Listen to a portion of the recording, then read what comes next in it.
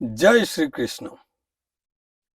आज का जो विषय है वो बहुत ही महत्वपूर्ण है और उसके बारे में 99% से ज्यादा हिंदू अनजान हैं, उस पर विचार नहीं करते और उस विचार नहीं करने का जो परिणाम है वो परिणाम पूरे 1000 साल की गुलामी और एक दुखद दयनीय इतिहास।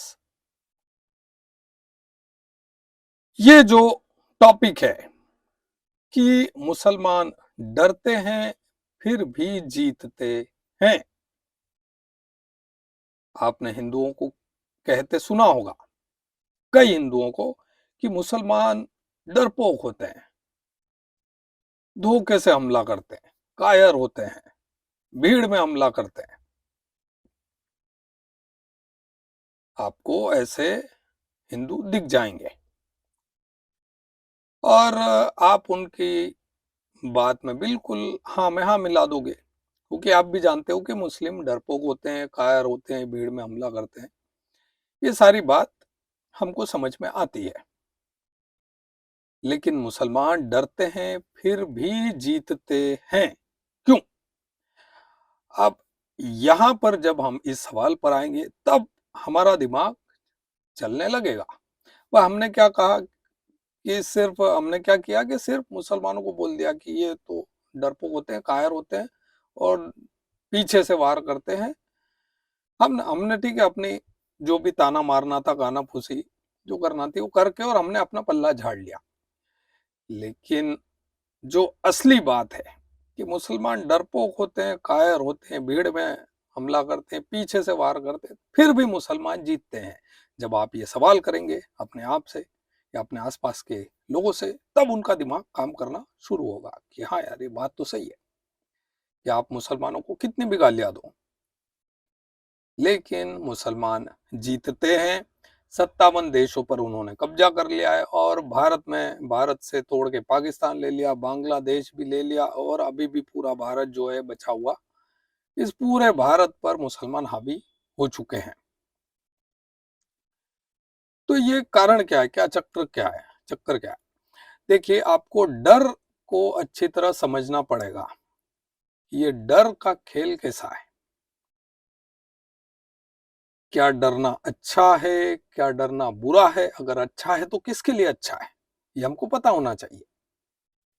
कि अगर आप डर रहे हो, आप एक मनुष्य हो, आप एक डर रहे हो, तो आपको किस हद तक, पहली बात तो है कि आपको डरना चाहिए या नहीं। तो देखिए, डरना एक स्वाभाविक मनुष्य प्रवृत्ति है।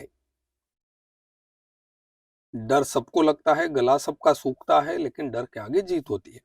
अब जो भी हिंदू आपको ये कहते हुए दिखते हैं कि नहीं, हमको कायर नहीं होना चाहिए, युद्ध छोड़ के नहीं भागना चाहिए, हमको डरना नहीं चाहिए, डरपोक नहीं होना चाहिए, ऐसे लोग कौन होते हैं? ज्यादातर आपको बजरंग दल के लोग दिखेंगे, या फिर हिंदू महासभा के लोग दिखेंगे, या विश्व हिंदू परिषद के लोग दिखेंगे, जो बहुत ही बहादुर होते हैं, निडर होते हैं, जो वास्तविकता में लड़ते हैं मैदान में जाकर।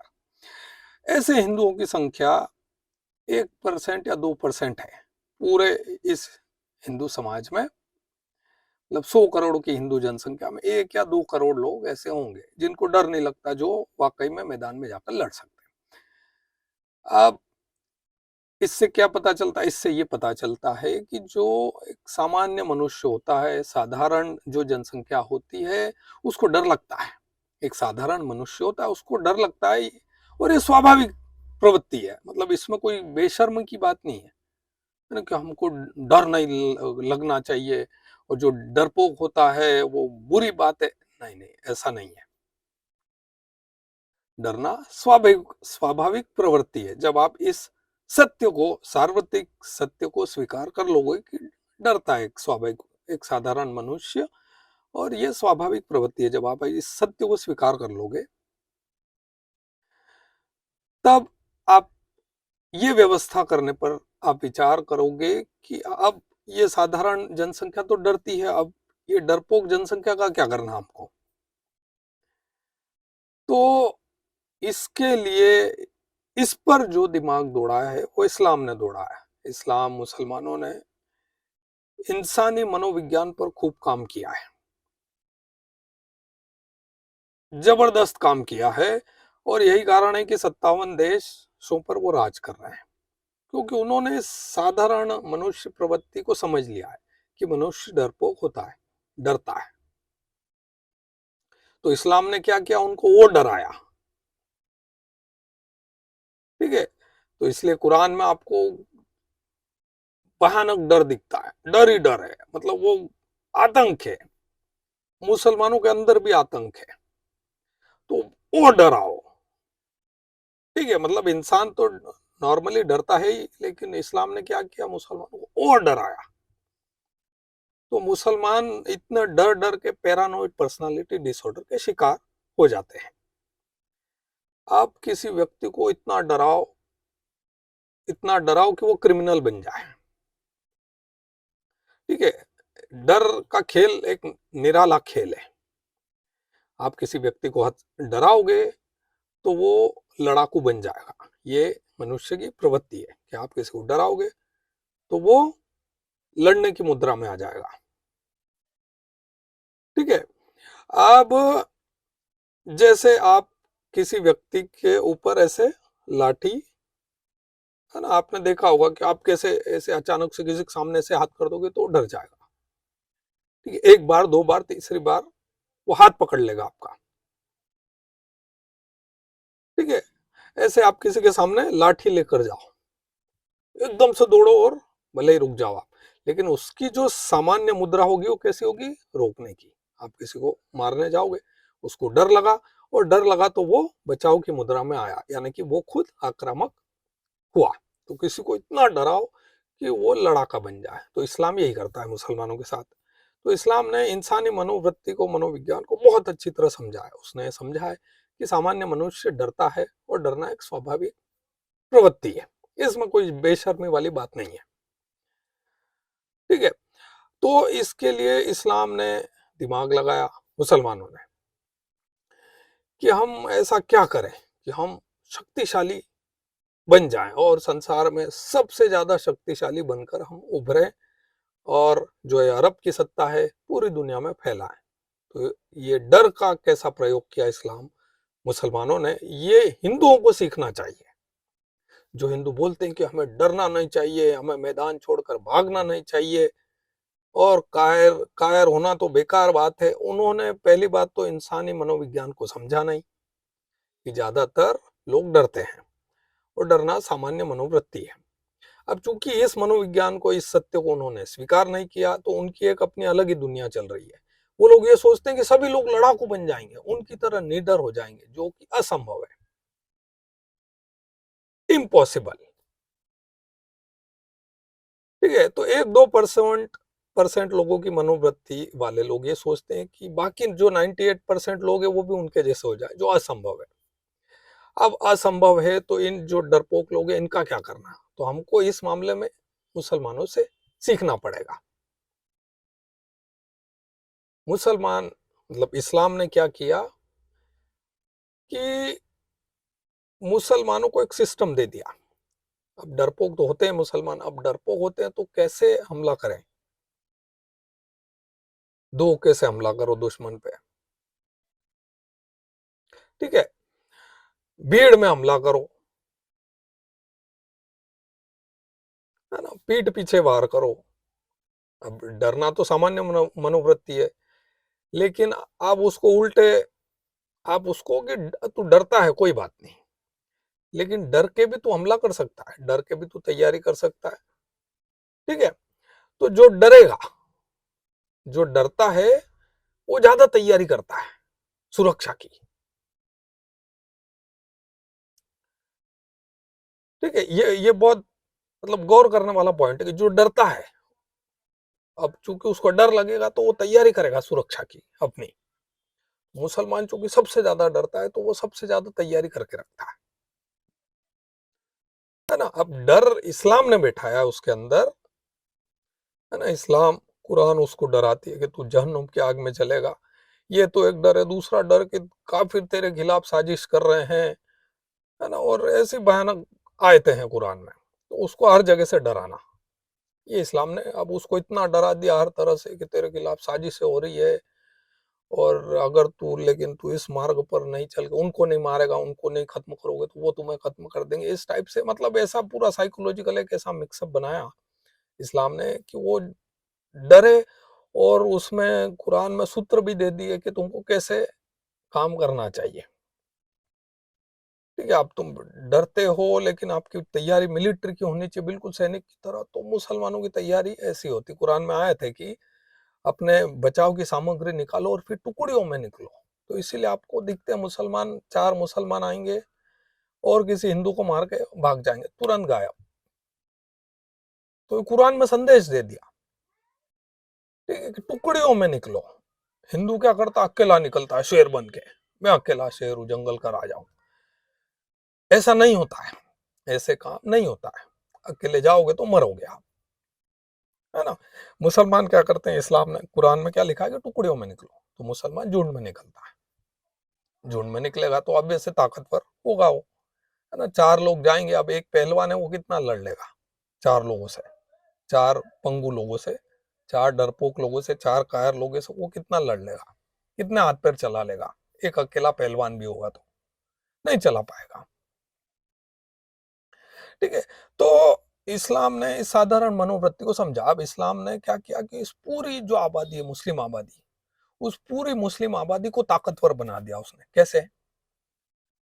उसने सभी को भीड़ तंत्र बनने का संदेश दे दिया कि तुम भीड़ तंत्र बन जाओ। अब भीड़ तंत्र बनने का अलग ही एक फायदा है ना। भीड़ में क्या होता है, आपने देखा होगा कि मुसलमानों में क्या होता है ना, बूढ़ा हो, बच्चा हो, आदमी हो, जवान हो या औरत हो, औरत भी किसी उम्र की हो, स्त्री हो, सब पत्थर फेंक रहे हैं। तो सबके हाथ में इस्लाम ने ताकत दे दी कि सब मिलके भीड़ बन जाओ। जब तुम भीड़ बन जाओगे तो इसलिए मुसलमान भीड़ में आते हैं, है ना। मुसलमान डरते हैं, तो डरते हैं, उन्होंने इस मनोवृत्ति को स्वीकार कर लिया कि डर तो लगता है, सामान्य प्रवृत्ति है। अब डरते हैं तो हमको कैसे काम करना है, इस पर मुसलमानों ने काम किया। मुसलमान काम करते हैं, इस्लाम इसी पर चलता है ना, कि डर लगता है तो हमको कैसे सिस्टमेटिक काम करना चाहिए। दो कैसे टुकड़ियों में जाओ, 4 लोग जाओ, एक को निपटा के और गायब हो जाओ, भाग जाओ, है ना। आपने वो कन्हैया लाल का केस देखा होगा, राजस्थान में 2 लोग गए थे, 2 लोग गए थे, एक नहीं गया था। ठीक है, 2 लोग गए थे। तो जब आपको डर लगता है तो आप उस डर के साथ में आप कैसे तैयारी करते हो, कैसे काम करते हो, ये आपको सीखना चाहिए। तो मुसलमान क्या करते हैं, भीड़ में आ जाते हैं, है ना। मतलब इस्लाम ने उनको बनाया ऐसा है हर तरह से कि नमाज पढ़ते टाइम भी तुम 2 ग्रुप में रहो, ये कुरान में आयत है। और एक ग्रुप दूसरे की सुरक्षा करे हथियार साथ में लेके, है ना। फिर एक ग्रुप की वो सजदा हो जाए तो दूसरा ग्रुप आए वो सजदा करे, तो ये ग्रुप हाथ में हथियार लेके। इसीलिए आपने वो फोटो देखे होंगे कि नमाज पढ़ते टाइम मुसलमान पत्थर हाथ में लेके, बंदूक हाथ में लेके खड़ा रहता है। कुरान में संदेश है वो, ठीक है। तो भीड़ में आते हैं तो भीड़ का अलग ही चक्कर है ना, कि भीड़ एक साथ जाएगी तो वो ऑलरेडी ताकतवर रहेगी। 10 लोग एक ही साथ एक पंक्ति में आगे बढ़ रहे हैं, पंक्तिबद्ध होकर लड़ो, ये भी कुरान में संदेश है, आयत है। पंक्तिबद्ध होकर एक साथ बढ़ते हैं 10 लोग, पत्थर फेंकते फेंकते उनके पीछे सब आ रहे हैं, सब साथ में। वो बच्चा भी फेंक रहा है ना, औरत भी फेंक रही है, ठीक है, तो सब एक साथ। अब वो भीड़ बन के काम कर रहे हैं। अब इस भीड़ का आप कैसे मुकाबला करोगे, है ना। आपको तो अकेले शेर बनने की आदत है। आपके साथ जो भीड़ है, आपका झुंड है पीछे, है ना। अब क्या होते हैं कि जो हिंदुओं में जो पहलवान होते हैं, योद्धा होते हैं, वो आगे आगे चलते हैं। तो वो 5-10 ही आगे रहते हैं, जो शक्तिशाली रहते हैं, जो निडर रहते हैं, वो तो आगे शेर बन के चलते हैं। उनको ये नहीं पता है कि 98% ये भीड़ है, ये खोखली भीड़ है, हमारे पीछे जो खड़ी है ये खोखली भीड़ है। इनका उपयोग कैसे करना है, इनको ताकतवर कैसे बनाना, ये इनको नहीं पता। ये जो आगे के 8-10 जो रहते हैं, ठीक है, इनको लगता है कि सारी भीड़ हमारी तरह निडर होगी।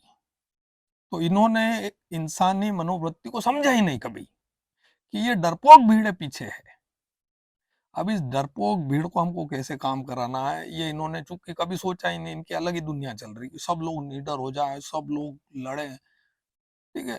तो ये अलग ही एक अपने जाल में, अपनी दुनिया में, मोह माया में चल रहे हैं। अगर ये समझ जाते कि हमारे पीछे जो भीड़ है 98% वो खोखली भीड़ है, और उसको हमको कैसे काम कराना है, अगर ये इतना सोच ले तो ये भी दिमाग लगाएंगे फिर मुसलमानों की तरह। जैसे मौलवी मस्जिद में बैठा बैठा दिमाग लगाता है, मौलवी हो, काजी हो, ठीक है, जैसे वो दिमाग लगाते हैं कि हमको कैसे इस खोखली भीड़ को, जो डरपोक है, हमको कैसे ताकतवर बनाना है इनको। तो जब हिंदू इस तरह से दिमाग लगाएंगे, इस इंसानी मनोवृत्ति को समझ के कि डरना एक सामान्य मनोवृत्ति है और डरना कोई बुरी बात भी नहीं है, ठीक है। जहां हमको लग रहा है कि यार सामने वाली टीम मजबूत हो रही है, तो वहां मैदान छोड़कर भागना कोई बुरी बात नहीं है। आपने अगर ये नहीं सीखा है आपने अपने आराध्यों से कि किसी का नाम रणछोड़ क्यों पड़ा है, तो आपने अगर ये नहीं सीखा है तो आप एक मूर्ख है, ठीक है। कि भाई धोखे से हमला करना सिर्फ कायरता नहीं होता है, युद्ध नीति भी होती है। जब आप कमजोर हो तब शत्रु पर आप धोखे से हमला करो, और जब आप मजबूत हो तब शत्रु को पूरी तरह कुचल दो, ठीक है। तो शिवाजी ने क्या किया कि हमारी संख्या कम है तो हम कैसे लड़ेंगे, भैया मरना क्यों, ठीक है। तो धोखे से हमला करो और फिर गायब हो जाओ, तो आपका कोई व्यक्ति मरेगा भी नहीं और आप लड़ाई जीत भी जाओगे। जब आप कमजोर हो तब शत्रु पर धोखे से हमला करो, ये युद्ध नीति है। अब हिंदू क्या करते हैं कि अरे मुसलमान तो कायर होते हैं, डरपोक होते हैं, भीड़ में हमला करते हैं, पीछे से वार करते हैं। भाई ये युद्ध नीति है, तुमने सीखा नहीं, है ना। भाई तुमको तो युद्ध नीति पता ही नहीं है, तुमको ये भी नहीं पता है कि मुस्लिम जो होता है वो सऊदी अरब का सैनिक है, प्रत्येक मुस्लिम। और इस्लाम जो है मिलिट्री ऑर्गेनाइजेशन है, तुमको ये नहीं पता है। पहले तो ये पता हो कि प्रत्येक मुसलमान सऊदी अरब का एक सैनिक है। अब चूंकि वो सब के सब सैनिक है तो वो सैनिकों की भांति व्यवहार करेंगे।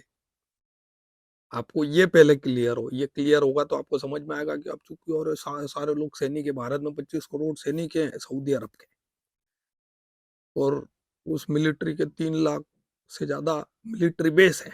हर शहर में मिलिट्री बेस है, दो चार, ठीक है, तहसीलों तक और गांव गांव तक बेस है, मिलिट्री बेस जिसको आप मस्जिद कहते हो, मिलिट्री बेस सऊदी अरब के। और ये सब लोग सैनिक हैं, और ये सब सैनिक हमको खत्म करना चाहते हैं, और यहाँ पर सऊदी अरब का साम्राज्य स्थापित करना चाहते हैं। जब आपका ये दिमाग चले, पहले तो इतना समझ में आए कि ऐसा है, उसके बाद आपको समझ में आएगा कि अब ये हमको क्या करना। और फिर आप ये डर के खेल पर आप विचार करो कि यार ये साधारण जनसंख्या तो डरपोक ही होती है। अब इन डरपोक को कैसे काम कराना कि सब एक साथ पत्थर फेंके आत्मरक्षा की दशा में, कोई सामने वाली भीड़ आ जाए, ठीक है। तो हमको कैसे काम करना चाहिए, भाई आपको पता ही नहीं है कि हमको तैयारी कैसे करवाना है ना। आपकी चूंकि अलग ही दुनिया है, जब आप उस दुनिया से बाहर आ जाओगे, आपका मोह माया जाल की आप ये सोचते हो कि सभी लोग निडर हो जाएं, जब आपका वो जो भ्रम है ये दूर हो जाए और आप इस सत्य को स्वीकार कर लो कि ज्यादातर जनसंख्या तो डरपोक होती है, जब आप इस सत्य को स्वीकार कर लोगे तब आप ये सोचोगे कि हमको ये डरपोक लोगों को कैसे ताकतवर बनाना है, कि इन डरपोक लोगों के साथ कैसे हमको काम करना है, कि इंसान जो डरपोक होता है इनको हमको कैसे ताकतवर बनाना है। तब आप इस्लाम से सीखोगे, और इस्लाम से सीखोगे तब आप इस्लाम अ, है ना, उस हिसाब से आप तैयारी करके और फिर आप अपनी सुरक्षा कर पाओगे और मुसलमानों से आप मुकाबला कर पाओगे कि कैसे हमको भीड़ बन के जाना है। ये पत्थर नामक जो अस्त्र है उसको समझना, उसका महत्व, कि पत्थर का महत्व क्या है ना। हिंदू सिर्फ ताना मारने में, गाली देने में, मुसलमान पत्थर फेंकते हैं, ये पत्थरबाज हैं, इनका फेवरेट हथियार पत्थर है। अबे मूर्खों, तुमने क्या सीखा उनसे, वो पत्थर कितना महत्वपूर्ण है उसके महत्व को तुमने आज तक नहीं समझा। तो पत्थर का खेल क्या है, पत्थर फ्री में मिलता है, ठीक है। पत्थर में फेंकने में कोई ट्रेनिंग नहीं लगती, स्पेशल पत्थर के लिए कोई लाइसेंस लेने नहीं जाना पड़ता। पत्थर प्रकृति में प्रचुर मात्रा में उपलब्ध है, आप घर के बाहर कदम रखो पत्थर ही पत्थर आपको मिलेंगे। पत्थर लाना ले जाने में कोई बड़ी बात नहीं है ना। मान लो कोई प्रशासन आके पत्थर ले भी गया तो वो फिर से ला सकते हैं, पत्थर लाना कोई बड़ी बात नहीं है। पत्थर 50 से 100 मीटर की रेंज कवर करता है।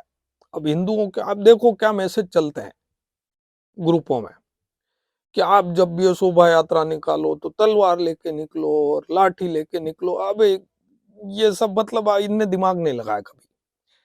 भाई एक मुसलमान 100 मीटर दूर से पत्थर फेंकेगा और इधर सारी भीड़ तितर बितर हो जाएगी। उसने पत्थर का महत्व समझ रखा है, मुसलमानों ने पत्थर का महत्व समझ रखा। अब वो 100 मीटर दूर से पत्थर फेंकेगा, तुम क्या लाठी चलाओगे फेंकोगे 100 मीटर दूर, या तलवार तुम्हारे काम आएगी? वहां पर पत्थर काम आएगा कि तुम्हारे पास भी पत्थर होने चाहिए भाई। पत्थर जो फ्री का हथियार है, जिसके लिए कोई स्पेशल ट्रेनिंग नहीं लगती, जिसको बच्चा हो बूढ़ा हो आदमी हो औरत हो सब फेंक सकते हैं। ठीक है, सब फेंक सकते हैं, सब एक साथ आकर फेंक सकते हैं और वो एक साथ सब फेंक सकते हैं। फेंकेंगे जब वो सारे डरपोक सारे पंगु दिखते हैं आपको भीड़ में, मुसलमानों की भीड़ दिखा आपको, हर तरह के लोग देखो, बूढ़ी भी दिखेगी बुढ़िया और बच्चे भी दिखेंगे, है ना। वो सब डरपोक हैं, ये आप जानते हो। लेकिन वो डरपोक को ताकतवर कैसे बनाया इस्लाम ने कि सबके हाथ में पत्थर दे दो, कि गरीब भी एक पत्थर फेंक सकता है, अमीर भी पत्थर फेंक सकता है, क्योंकि पत्थर फ्री में मिलता है। क्या गजब का कॉन्सेप्ट है, पत्थर फ्री में मिलता है, कोई लाइसेंस लेने की जरूरत नहीं। 50 से 100 मीटर की रेंज कवर करता है। एक बार किसी के पड़ जाए तो उसका गेम ओवर हो सकता है परमानेंट, या फिर उसको उठा के अस्पताल ही ले जाना पड़ेगा। वो लड़ाई से बाहर हो गया सामने वाला, एक ही पत्थर पड़ा उसमें। तो ये पत्थर के महत्व को इस्लाम ने समझा। ठीक है, तो ये डर को लेकर जो खेल है, ये हिंदुओं को हमको समझना पड़ेगा कैसे डर काम करता है ना। कोई डर रहा है तो उसके साथ कैसे खेल किया जाए, उसको कैसे ताकतवर बनाया जा सकता है, ये इस्लाम से सीखना पड़ेगा। और डरना एक सामान्य इंसानी मनोवृत्ति है। क्योंकि इस्लाम मुसलमानों को बहुत ज्यादा डराता है, इसलिए मुसलमान हमेशा लड़ाई की मुद्रा में रहता है 24 घंटे, पूरे साल के 365 दिन, क्योंकि इस्लाम उसको बहुत डरा के रखता है।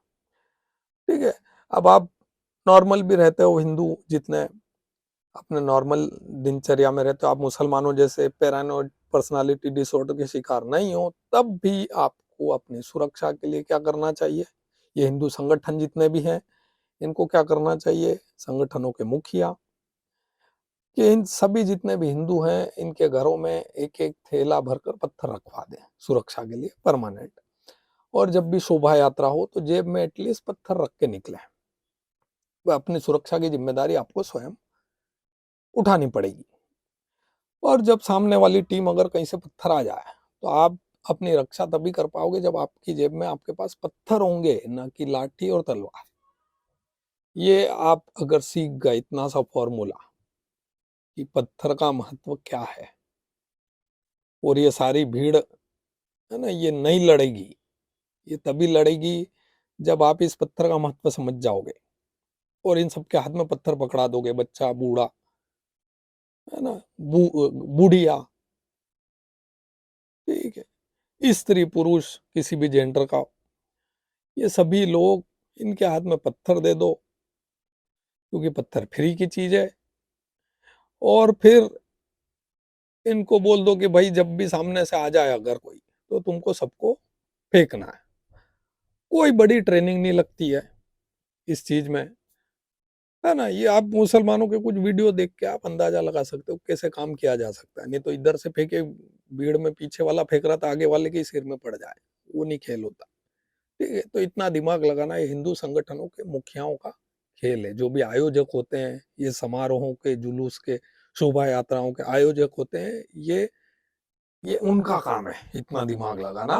तो अगर आप में से कोई वीडियो देख रहे हो, आपके यहाँ कोई इस टाइप की रैली निकलती हो, आयोजन निकलते हो, जो आयोजक करता है मुख्य जो रहते हैं शहरों में प्रमुख रहते हैं, है ना, जो झांकी मंडप में रहते हैं, बहुत पैसा रहता है जिनका, बहुत प्रतिष्ठा रहती है, फला आयोजक है, दो चार जो भी मुख्य हैं, उन तक ये वीडियो आप शेयर कर दें कि अगर आप मूर्ख हैं, आज तक आपने मूर्खता की है, आप इस मुगालते में कि हम पर हमला नहीं हो सकता अगली बार भारत में, है ना, या हमारे शहर के मुसलमान ऐसे नहीं है, हम पर हमला नहीं होगा, या होगा तो देखेंगे, तो उनके लिए खास वीडियो है, उनको आप शेयर करें ताकि वो अपनी मूर्खता छोड़े जो आज तक उन्होंने रखी है, वो दूसरों की गलतियों से सीखे। जितने भी हिंदुओं ने पत्थर खाए हैं रामनवमी पर इस साल फिर 2023 में अलग अलग शहरों में, तो उनकी गलतियों से सीखे कि वो क्या गलती कर रहे हैं और वो क्या गलती है बाकी हिंदू समाज या हमारे शहर के लोग हिंदू ना करें, हम ना करें।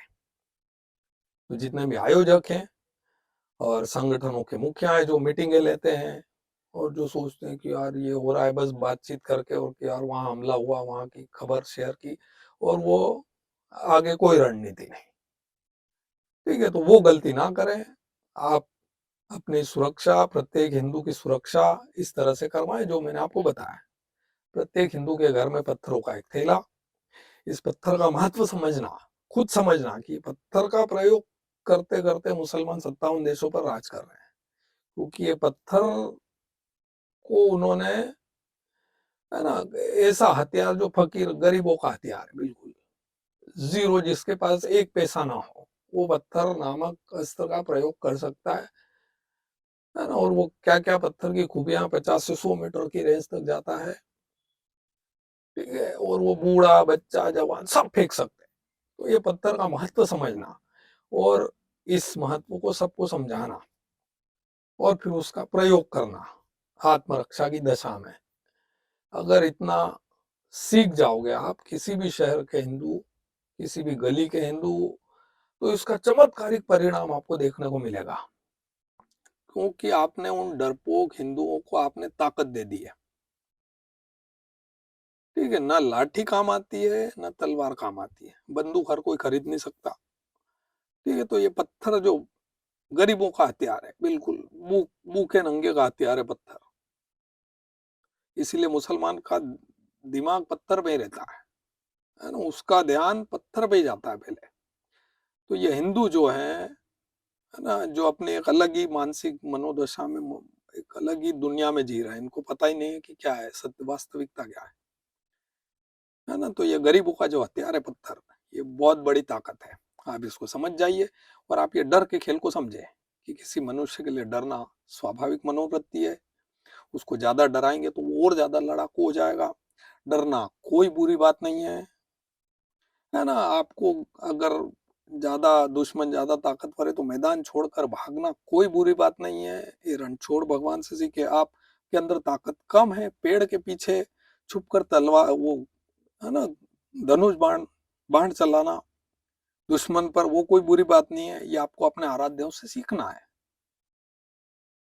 ठीक है, कि आप कमजोर हो तो आप कैसे काम करो, तो ये जब आप सीखेंगे तो आपको, आप निश्चित रूप से आप विजय पाने की दिशा में आप आगे बढ़ पाएंगे और आप विजेता बनेंगे। अगर आप अपनी उस मोह माया वाली जो एक भ्रामक मनोदशा है आपकी कि हम तो निडर हैं, पूरे समाज को निडर होना चाहिए, है ना, और आप खूब भाषण देंगे, आप नहीं जीत सकते इस्लाम से, कभी नहीं जीत सकते, आप मार ही खाते रहेंगे, है ना, क्योंकि आपने इस भीड़ को ताकतवर नहीं बनाया, आपको पूरी भीड़ को ताकत देनी पड़ेगी, और वो ताकत ऐसे ही होगी कि आप ये सत्य स्वीकार कर लें कि ये भीड़ डरती है, अब ये डरती है तो इनके डर को हम कैसे ताकत बनाएं, जैसा इस्लाम ने बनाया है वैसे ही। तो जब आप बना लेंगे वैसे ही ताकतवर इस संपूर्ण हिंदू समाज को, तब आप निश्चित रूप से बहुत ज्यादा शक्तिशाली हो जाएंगे, ठीक है। और इस वीडियो में इतना ही, वीडियो पसंद आया तो वीडियो को लाइक करें, चैनल को सब्सक्राइब करें, कमेंट सेक्शन में जो मर्जी आए वो लिखें, और बोलो रणछोड़ भगवान की जय।